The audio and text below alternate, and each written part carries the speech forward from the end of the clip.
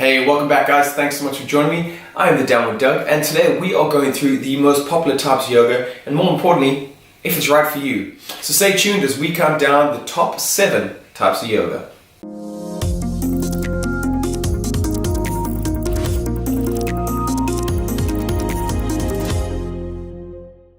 First type of yoga we're going to talk about is yin yoga. This is a yoga I've only recently got into and I'm so glad I kind of forced myself into it. This is quite unlike a lot of the other types of yoga in the West where you flow between poses here, then maybe sink into something for a while. Instead, this one you take a stretch, a passive stretch, you fall into it and you lie there for up to 10 minutes at a time, really giving your body a chance to really settle into that pose. And also what's different is these are not active poses, these are passive. So we're really trying to let go completely, sinking into that pose, focusing on just our breath.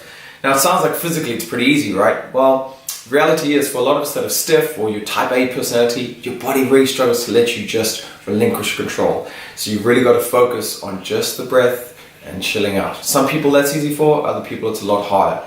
So this is a challenging type of yoga, assuming that your body and your mind want to go all the time. So you're gonna have to relinquish all of that, relax into position and really focus on your breath to get deeper and deeper with every breath. It's more about stretching the connective tissue instead of just the muscle. And those that are looking for increased flexibility, this is definitely the yoga for you. And those that are more chilled, this will be really good for resonating with your personality type. But I would say it's even more beneficial for the other type people like me, the type A that just want to do stuff all the time. They want a big workout, they want to get better, they want to do things like this. This is so good to relax yourself down. So great for de-stressing and great just before bed. So yoga type number 2, Hatha yoga. Now this is a bit tricky to explain because Hatha actually just means sun moon yoga and really is an umbrella term for all physical yoga. So instead of just the whole yoga lifestyle, just the physical asanas, the poses, the practice of physical yoga. So actually that umbrella term could refer to most yoga in the West. However, when you do see it on a timetable, what it refers to is a gentle type of flow. So a little bit more dynamic than yin yoga. You will be flowing from pose to pose to pose, not just chilling out, but there will be a bit more time to really get aligned in these postures as it's not as dynamic as something like, say, vinyasa. This is a great version of yoga to get into as a beginner because it really introduces you to all the basics of yoga in a place where it's a little more calm and you've got a little more time to adjust yourself and even have the teacher adjust you in there too. So beginners, this is a great one for you. Or if you're someone who likes to do yoga but doesn't just want to work out from it, wants something a little bit different, a little more relaxed.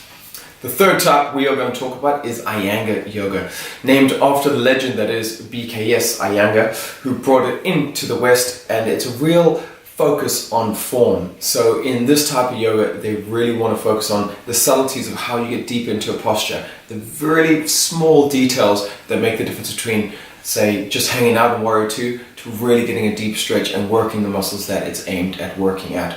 As a result, they like to use a lot of blocks and straps and props and all sorts to get you into that right alignment.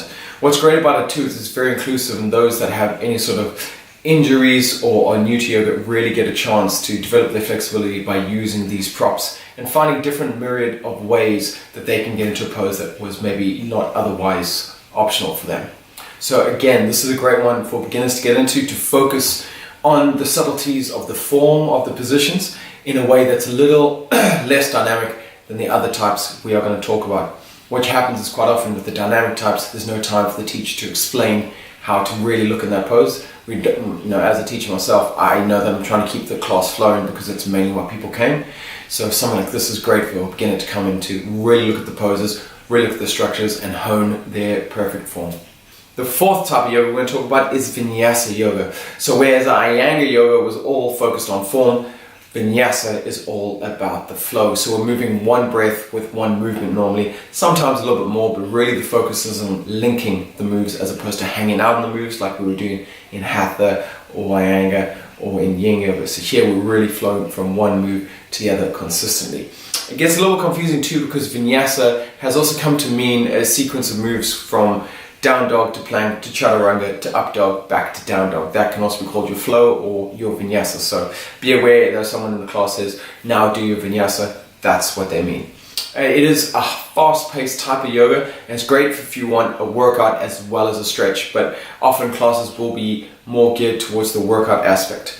Now, because of that, there's not much time to teach the individual movements, so if you're a beginner, these may be not the best classes to go to. But if you're someone who's experienced in yoga, knows the moves already, and is happy to go into them just with someone saying the name, so Warrior 2, get back down into your plank, Chaturanga, if you know what those things are, it's going to be much easier for you to flow through the class. Beginners, again, go try the other yogas first, make sure you've got a background in this, and then come to the classes and enjoy the movement that is flow. Yoga type number 5, Ashtanga. This is probably the most traditional type and was made famous by the legend that is Pattabhi Jois. Bringing it to the West, we found a whole series of yogas, 6 in total.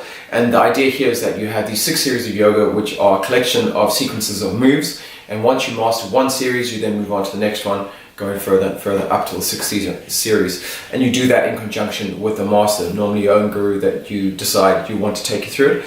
And they will teach you how to do the Ashtanga series.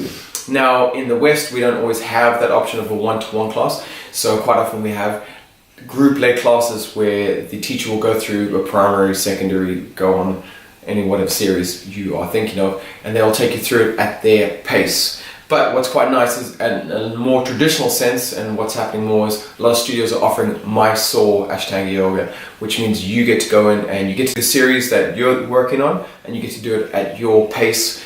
And they open the studio, and there's someone walking around just to help you and guide you, but there's someone for everyone as opposed to one-to-one as is more traditional in yoga. So this is great for someone who likes structure because the moves are always the same.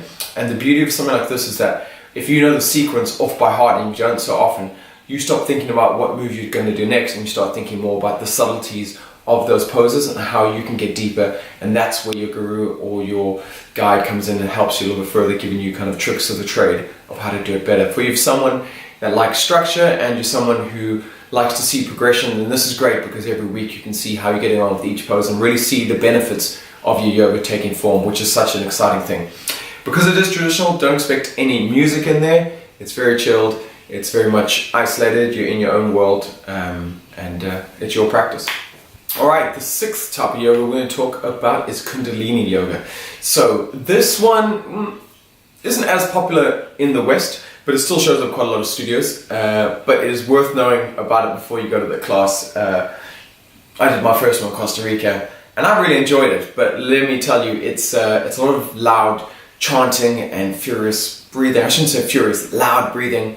Lots of like strong movements back and forth, swaying side to side, shouting, screaming, hitting the floor, rocking back and forth. A lot of vigorous movement. And if I'm honest, a lot of movements that if you were anywhere else in public, they'd probably lock you up. Alright? Now that's not to say I don't like it. I do like it, but it's just a bit crazy. It's definitely the craziest type of yoga.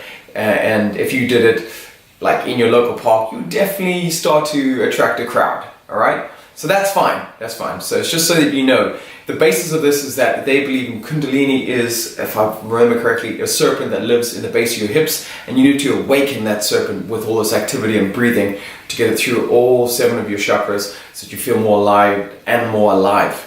So you can see the philosophy then mixes up with this movement back and forth, breathing, chanting, and so on and so forth. So I just tell you all this so that when you go to a class, you know what to expect. Now there's varied degrees of how vigorous and how crazy these classes are, but just so you know, if you're faint-hearted or you're someone who gets embarrassed easily, this might be a good yoga for you, but just to expect it to be put outside of your safety box, you know, your comfort zone. It's going to be unusual movements, and you know, I was giggling while I was doing it, but I really enjoyed it, and it can be a great place for people to switch off and to really release themselves from their inhibitions. So just be warned, that's the type of yoga it is, so know what to expect when you get there. The last type of yoga we're going to talk about is Bikram yoga. This is the most sweaty and the most controversial type. Why is it sweaty? Well, this is the type of yoga you do in a 30-degree room with 40% humidity. It's a real challenge just to stay in the room for all that time.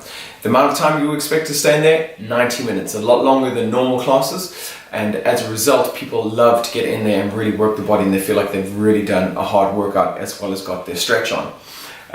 It is the same 26 poses every time you go, so it's similar to Ashtanga like that.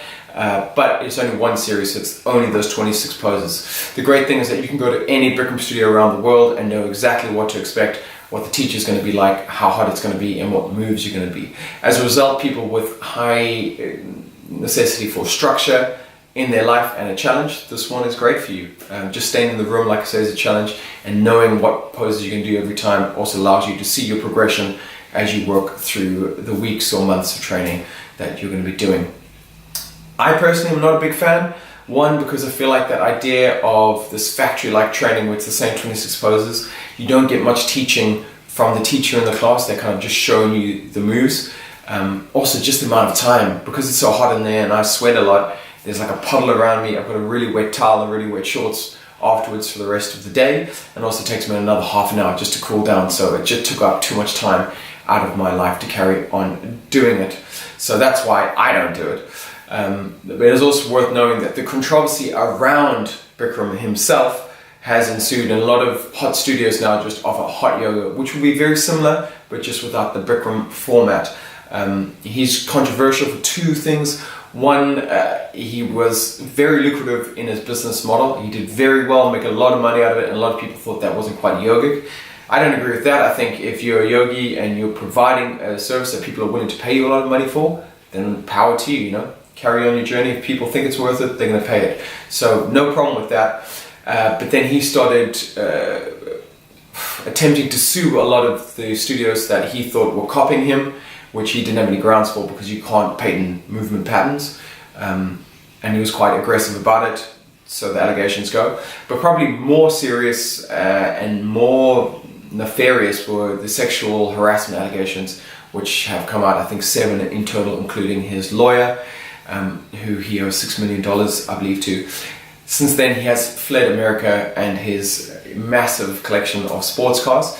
I think he still lives in India now, but he travels the world still teaching, still doing his seminars and so on. But he is restricting his movement because of this arrest warrant, which means he is limited into which place he can go without being arrested. So maybe that's important to you, whether you want to do Bikram or not. Maybe it's not. That is up to you. A lot of people swear that you can not condone the actions of the man, but still like the yoga. That's your choice, your practice, you get to decide. There you have it, guys, the 7 most popular types of yoga in the West. I hope you found this useful. If you have, make sure you've clicked the like, subscribe and notification button so that you're the first to hear about new videos as and when they come out. If there's any other types of videos you want, please put it in the comment section below. I'll do my best to do a video just for you. That's all I have time for today, but thanks so much for joining me. I'm the Downward Doug. You've been awesome. We'll see you next time.